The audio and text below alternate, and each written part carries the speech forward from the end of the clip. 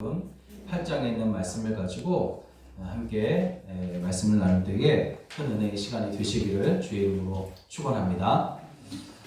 우리는 모두가 다 풍랑 가운데 떠 있는 작은 배와 같습니다. 모두가 그런 것은 아니지만 사람들은 언제나 잔잔한 호수와 같은 그런 삶을 살기를 원합니다. 그렇지만 인생이 그렇게 잔잔하지만은 않습니다. 파도가 쉬지 않고 밀려왔다가 쓸려나가는 것처럼 행복이나 고난이 인생 속에 들어왔다가 그 인생을 즐겁게 하거나 혹은 상처를 입히든지 아니면 더욱 성숙하게 만들든지 어떻게든 작은 흔적이라도 만들어 놓습니다. 우리는 지금 그렇게 풍랑이 있는 바다를 항해하고 있는 작은 배와 같다 하는 겁니다. 바다에 큰 놀이 일어나 강한 바람이 불어서 풍랑이 생기면 작은 배는 위험에 빠지게 되는데 지금 우리는 그런 위험 속에서 살고 있습니다. 물론 지금뿐만 아니라 과거에도 지난 세월도 바로 이러한 삶을 살아왔었습니다. 이렇게 인생의 바다는 작은 배와 같은 우리를 불안하게 하고 또 자주 두렵게 하기도 한다는 것이죠. 오늘 본문 말씀을 통해서 이제 풍랑 가운데 있는 작은 배라는 제목으로 말씀을 함께 나눌 텐데, 복음서에는 예수님이 갈릴리 호수를 건너 다니시면서 복음을 전하시는 모습이 자주 등장하게 됩니다. 갈릴리 호수는 길이가 21km이고 또 넓이가 13km다라고 그렇게 이제 기록되어 있는데 그만큼 굉장히 큰 호수입니다. 그래서 사람들은 이 호수를 바다라고 그렇게 부르기도 합니다. 이 호수가 우리에게 유명한 것은 예수님과 제자들이 배를 타고 이 갈릴리 호수를 수차례 건너 다니시면서 복음을 전하셨기 때문입니다. 오늘 본문 말씀도 이제 제자들이 예수님과 함께 배를 타고 갈릴리 호수를 건너다가 큰 풍랑을 만나게 되었을 때 있었던 일을 기록하고 있습니다. 갈릴리 호수는 북쪽에 있는 헐몬산이라는 그 높은 산을 타고 이제 불어오는 강한 바람 때문에 예고 없이 큰 풍랑이 일어났는데 만일 풍랑이 일 것을 미리 알았다면 배를 띄우지 않았을 것입니다. 이렇게 갈릴리 바다에는 풍랑이 갑자기 일어나는 일이 빈번했다고 합니다. 예수님께서 함께 타고 계신 배가 이제 갈릴리 호수를 건너고 있을 때에도 큰 풍랑이 일기 시작했어요. 그런데 그 풍랑 속에서도 예수님은 깊이 주무셨지만 제자들은 서로 우리가 죽겠나이다 우리를 구원하소서 하며 이제 두려움과 공포에 사로잡히게 되었습니다. 예수님이 이 풍랑 속에서 이제 제자들을 훈련시키셨고 우리에게도 예고 없이 또 뜻하지 않을 때 갑자기 풍랑이 있는 인생을 어떻게 살아야 할지를 알려주시고 있습니다. 무엇을 알려주고 있을까? 네 가지로 나누어서 함께 말씀을 나누길 원합니다. 첫째는 주님과 함께 있을 때에도 풍랑이 일어나게 된다는 것입니다. 제자들은 예수님과 함께 갈릴리 호수를 건너가고 있어요. 그 전에도 그들은 밤중에 갈릴리 호수를 건너다가 심한 풍랑을 만나서 큰 낭패를 경험했던 일이 있었습니다. 그러나 이날만은 그래도 안심할 수가 있었는데 왜냐하면 예수님께서 배에 함께 타고 계시기 때문이에요.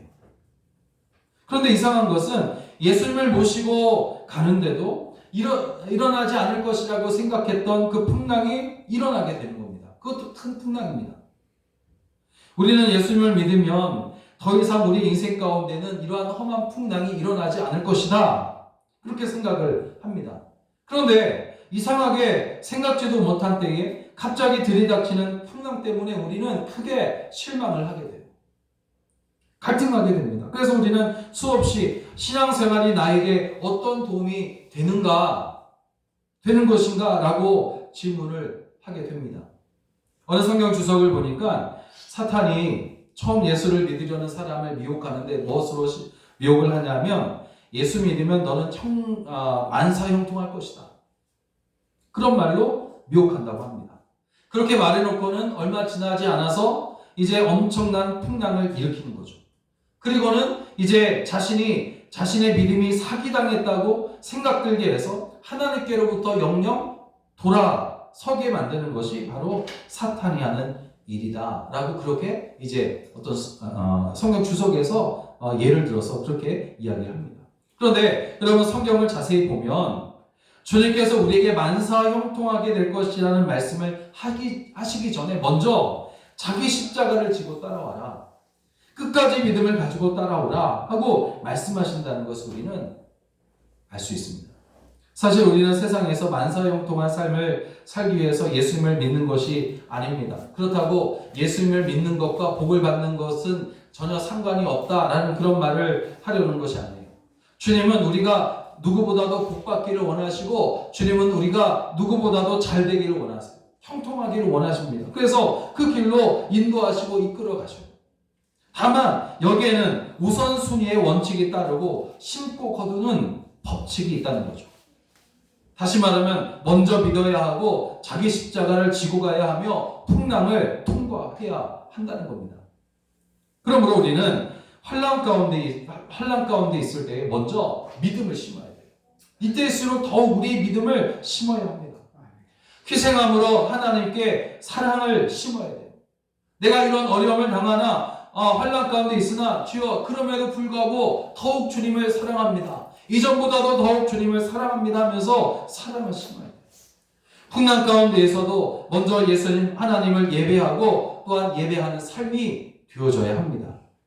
마태복음 6장 33절에 그런즉 너희는 먼저 그의 나라와 그의 의를 구하라. 그리하면 이 모든 것을 너희에게 더하여 주시리라고 하셨잖아요. 여러분 주의 길을 가는 동안에도 풍랑을 만날 수 있습니다. 마태복음 5장 45절에 하나님이 그 해를 악인과 선인에게 비추시며 비를 의로운 자와 불의한 자에게 내려 주심이라 했는데, 이 말씀을 주의 길을 가는 성도의 입장에서 생각해보면 성도일지라도 풍랑이라는 환난을 만날 수 있다는 그런 말일 겁니다. 그러나 오늘 성도라면 어떻게 풍랑을 만날 수 있느냐라고 따지기보다는 풍랑 가운데서도 오히려 주의 은혜가, 주의 도우시는 손길이 더 강하게 내게 임하고 있다는 사실을 볼 수 있어야 할 줄로 믿습니다. 지금 내가 환난 중에 있을지라도 주님은 여전히 나의 손을 붙잡고 있기에 나는 좌절하지 않고 포기하지 않으며 더 믿음을 가지고 나아가고 있다라는 사실을 여러분 보게 되시기를 주의 이름으로 축원합니다. 둘째로 주님은 풍랑 가운데서 일하신다는 거죠. 풍랑 가운데서 일하십니다. 많은 신학자들은 그날의 풍랑이 주님께서 제자들을 훈련시키시려고 의도적으로 일으키신 것인가, 아니면 평소에도 자주 일어나는 풍랑이 그때에도 일어난 것인가, 그날 밤에도 일어난 것인가, 그렇게 생각했어요. 그리고 대부분의 신학자들은 앞뒤 상황을 이렇게 보면서 그날의 풍랑은 주님께서 제자들을 훈련시키시기 위해서 의도한 것이었다는 데 의견을 같이 하고 있습니다. 물론 자연현상에 의해서 풍랑이 일어났다든지 또는 누가 일으켰다느냐는 중요하지 않아요. 예수님께서, 중요한 것은 뭐냐면 예수님께서 풍랑을 통해 무엇을 하셨느냐가 중요합니다. 풍랑 가운데서 예수님이 하신 일은 무엇이었나 하는 거죠. 첫째는 제자들의 마음을 낮추시는 일을 했습니다. 풍랑 가운데서 예수님께서 하신 일은 제자들의 마음을 낮추셨어요. 예수님은 제자들과 배를 타시기 전에 가버나움에서 많은 일을 행하셨습니다. 나병 환자를 고치시고 백부장의 하인 중풍병에 걸린 하인을 이제 고쳐주셨고, 베드로의 장모가 열병으로 누워있을 때에 만져주셔서 그를 만지사 고쳐주시고, 오병이의 기적도 그 전에 또 나타내셨어요. 이와 같은 이적을 행하실 때 정말로 많은 사람들이 예수님을 한번 보려고 또 따르는 것을 제자들은 예수님 곁에서 자세히 지켜보는 겁니다. 세상의 왕보다 더 인기가 많은 것 같은 예수님을 바라보면서 그들은 아마 이렇게 생각했을 거예요. 우리가 이런 예수님의 몇 안 되는 제자가 되었으니 얼마나 우리가 대단한가. 우리가 예수님의 제자가 되었으니 다른 어떤 사람들보다도 우리는 더욱 특별한 사람이 분명하다 라고 하면서 그 마음이 얼마나 교만하고 자만했겠느냐 하는 거죠. 마치 자기들이 그 이적들을 행한 것처럼 우쭐댔을 것이고 자신의 믿음에 대해 누구보다도 자신만만했을 겁니다. 바로 이 교만한 마음이 풍랑 가운데서 산산조각이 났을 때에 그들은 비로소 겸손의 자리로 내려갈 수가 있었던 것입니다. 예수님 바로 그것을 의도하셨을 것입니다. 둘째는 예수님께서 풍랑 가운데서 하신 일은 인간에게는 한계가 있음을 깨닫게 하신 것이었어요. 그들은 주님을 따르고 믿었지만 아직도 그들의 신앙 상태는 주님을 향하는 온전한 신뢰가 아니었습니다. 아마 제자들은 그날 밤 바다를 건너면서 지치고 피곤하신 주님을 자기들이 지금 모시고 간다고 생각했을 거예요. 예수님이 육지에서 많은 사람들을 만나시고 그들의 모든 병과 모든 약한 것을 고쳐주셨지만, 그렇다면 바다는 자기들의 활동 영역이었기 때문에 아무래도 예수님보다는 더 잘 알고 있다고 그렇게 생각했을 것입니다. 실제로 여러분, 우리가 알고 있듯이 제자들 중에는 바다에서 뼈가 굵은 사람들이 많았어요. 그래서 그들은 피곤하신 예수님을 이제 자기들이 잘 모시고 가고 있다고 그렇게 생각했을 거예요. 그리고 예수님이 편히 주무시는 것을 보면서 마음에 안도가 생겨났을 것이에요. 그런데 여러분, 오늘날에도 이러한 생각을 가지고 있는 사람들이 의외로 많은 것 같습니다. 예수님을 잘 믿기는 하는 것 같은데 어느 부분에서는 선을 그어놓고 신앙생활을 한다는 것입니다. 주님, 이 일만은 제가 전문가입니다. 누구보다도 내가 경험을 많이 했습니다. 그러니 예수님은 그냥 지켜만 보십시오. 아니, 잠시 쉬고 계셔도 저는 상관이 없습니다. 그렇게 생각한다는 거죠. 여러분, 모든 것을 주관하시고 모든 것을 주도하시는 분은 우리 주 예수 그리스도이신 줄로 믿습니다. 우리가 아무리 전문가이고 정말 많은 경험이 있을지라도, 그런 베테랑일지라도 한계가 있단 말이에요. 그렇지만 예수님은 한계가 없으세요. 그러므로 우리가 주님을 모시고 사는 것이 아니라 오히려 주님이 어린 양과 같은 우리와 함께 사시는 것임을 빨리 깨닫고 주님께 모든 것을 맡겨드리는 그런 삶이 되시기를 주의 이름으로 부탁을 드립니다. 셋째로, 풍랑 속에서 예수님께서 하신 일은 예수님이 하나님이심을 깨우쳐 주셨어요. 예수님이 하나님이시다. 여러분, 바다를 건널 때까지 제자들은 예수님에 대해서 잘 알고 있지 못했어요. 예수님이 많은 선지자들 중에 한 선지자인지, 병자를 고치시는 하나님의 사자인지, 그것도 아니면 이제 자기 백성을 로마의 손에서 해방시켜줄 독립투사인지 도무지 알 수가 없어요. 그러한 제자들에게 예수님께서 풍랑을 통해 자신에 대해서 알려주신 것은 바로 예수님이 곧 하나님이시다라는 사실입니다. 제자들은 주님께서 바람과 바다를 꾸짖으시니 아주 잔잔하게 되는 것을 보았습니다. 그리고 이가 어떤 사람에게 바람과 바다도 순종하는가? 그렇게 말하고 있어요. 바람과 바다를 꾸짖으며 또 그 꾸지람을 들은 바람과 바다가 순종하는 것을 보며 예수님이 보통 분이 아니심을 마음에 생각하게 된 겁니다. 여러분, 하나님은 우리의 인생 가운데에 왜 풍랑을 허락하실까? 하나님께서 우리의 인생을 이끄신다는 사실을 몰랐다면 풍랑을 만날 때마다 우리는 원망하게 되고 불평하면서 죄만 높이 쌓아 올리게 될 것입니다.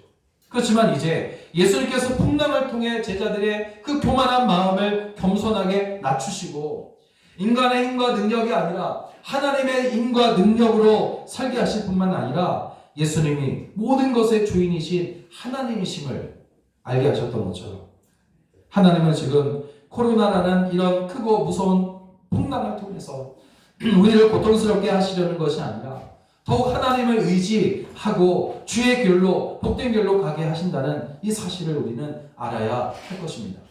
그래서 오히려 하나님을 더욱 찬양하며 이끄시는 대로 순종하며 사는 여러분 되기를 주의 이름으로 간절히 축원합니다.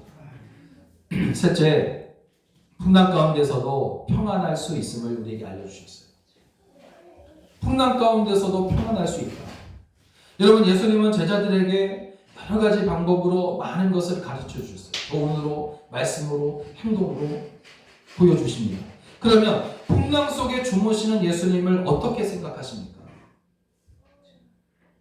여기에도 여러분 분명 교훈이 숨어 있어요. 곧 우리 모든 성도들에게 나를 믿고 따르는 자는 풍랑 가운데서도 평안할 수 있다는 그런 교훈을 우리에게 보여줍니다. 스티븐슨이라는 선교사가 선교지에서 비육하는 중에 남태평양에서 큰 풍랑을 만났습니다. 그때 객실에서는 앞으로 어떻게 될지 알 수 없어 두려워하는 사람들이 누가 선장에게로 가서 우리가 과연 무사히 항해할 수 있는가, 목적지에 도착할 수 있는지를 선장에게 한번 물어보십시오 하면서 이 선교사를 지목했어요.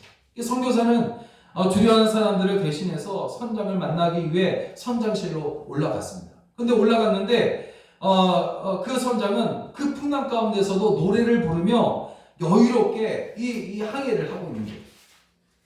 그 험한 풍랑 가운데서도 여유로운 선장의 그 평화로운 얼굴을 본 이 선교사는 어떻게 될 것인지는 물어보지도 않고 다시 내려와서 사람들을 안심시켰다고 합니다.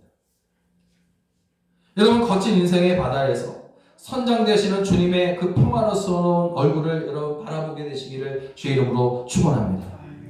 믿음이 무엇일까? 아니, 믿음이 있는지 없는지는 무엇으로 증명할 수 있을까라는 사실을 이 부분을 통해서 생각해 봤어요. 아마 그것은 풍랑 속에서도 평화로울 수 있다면 믿음이 있다는 증거가 되지 않을까 하는 생각이 됩니다. 여러분, 본문을 통해서 우리가 평안히 잠들지 못하고 무서워하는 이유를 예수님의 말씀을 통해서 들어볼 수가 있습니다. 어찌하여 무서워하느냐? 믿음이 작은 자들. 제자들은 풍랑 속에서도 평안하게 할 수 있는 믿음을 갖지 못한 겁니다. 그들은 예수님의 꾸짖으신 것처럼 믿음이 작은 자들이었어요. 믿음이 작은 믿음 때문에 그들은 두려워하고 있었다는 거죠. 여러분, 25절을 보면 풍랑 속에서 믿음이 작은 그들의 입에서는 우리가 죽겠나이다 라는 말밖에 나올 수가 없었습니다. 그 말이 주님으로부터 꾸지람을 받은 결정적인 말이었어요. 왜 죽는단 말입니까? 우리를 죽이는 것은 불신앙 때문이지 풍랑과 같은 환경 때문이 아니라는 거죠.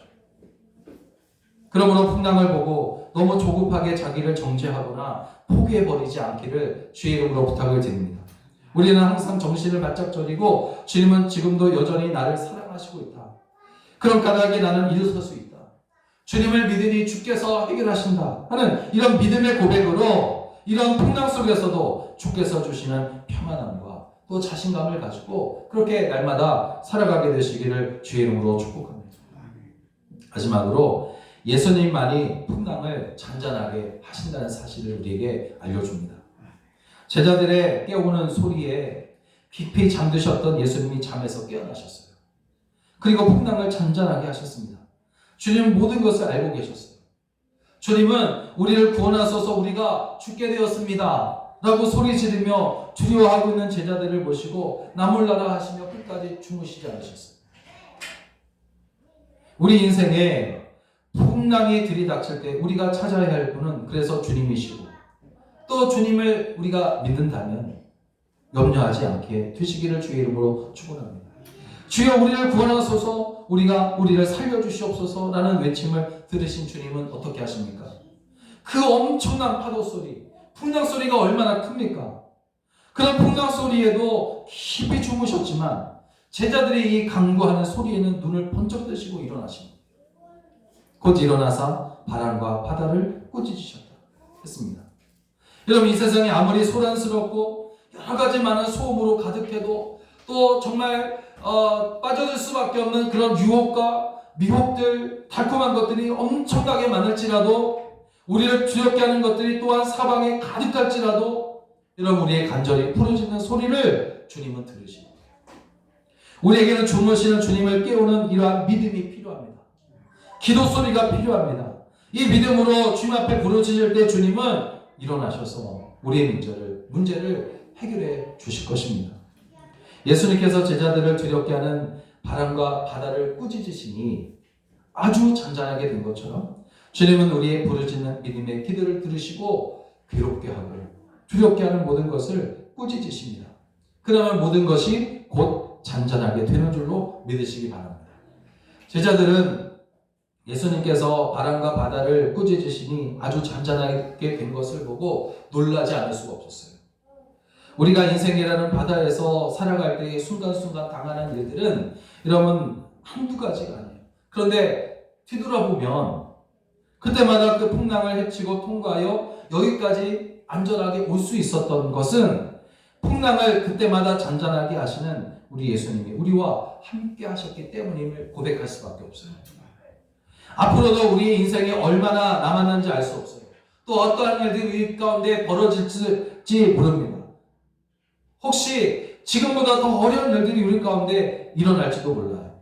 그렇지만 여러분, 예수님은 우리의 부르짖는 소리를 세상의 모든 풍랑 소리보다 더 크게 들으실 것이 분명합니다. 사랑하는 여러분, 신앙생활에는 이러한 신비로움이 있어요.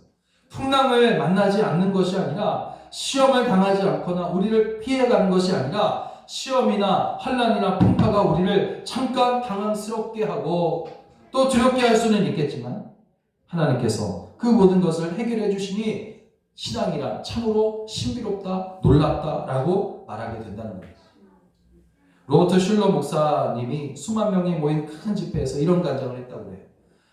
몇 년 전 나의 딸이 13살이 되었을 때 교통사고로 한쪽 다리를 잃었습니다. 그리고 1년 후에는 나의 아내가 유방암으로 절제 수술을 받았습니다. 그때 저는 세 가지 진리를 깨달았습니다. 첫째는 모든 것을 인정해야 한다는 것입니다. 불구된 딸이나 암에 걸린 아내를 그대로 받아들이는 겁니다. 거기에 이유를 달지 않는 것이었습니다. 주님과 함께 배를 타고 가는 사람은 풍랑이 왜 일어났느냐 하며 원망만 해서는 안 된다는 겁니다. 두 번째는 주님은 내 인생의 인도자요 설계자라는 진리입니다. 우리가 당하는 모든 일이 하나님의 섭리와 계획 가운데 있음을 믿어야지, 그것을 가지고 재수가 없다든지 운이 없다든지 하면 안 된다는 겁니다. 그리고 세 번째는 전적으로 모든 것을 주님께 맡겨야 한다는 진리입니다. 나는 한계가 있습니다. 그러니 주님께서 나를 만나주시고 딸을 만나주시고 제 아내를 만나주신다면 이 모든 두려움은 사라지고 해결될 것임을 내가 믿습니다. 이렇게 간증했다고요.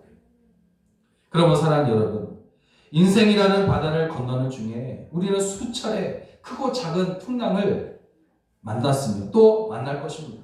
그러나 풍랑 가운데서도 풍랑의 위협과 큰 소리에도 우리의 간구를 놓치지 않으시고 귀담아 들으시는 우리 주님이 우리와 함께 하시며 일하시고 평안하게 하시며 잔잔하게 하신다는 것을 믿으시기 바랍니다. 그래서 여러분 가려고 했던 곳에 무사히 도착함으로 크게 기뻐하며 이끄신 하나님께 영광 올려드리는 저와 여러분 되기를 주의 이름으로 간절히 축원합니다. 축원합니다. 기도하겠습니다.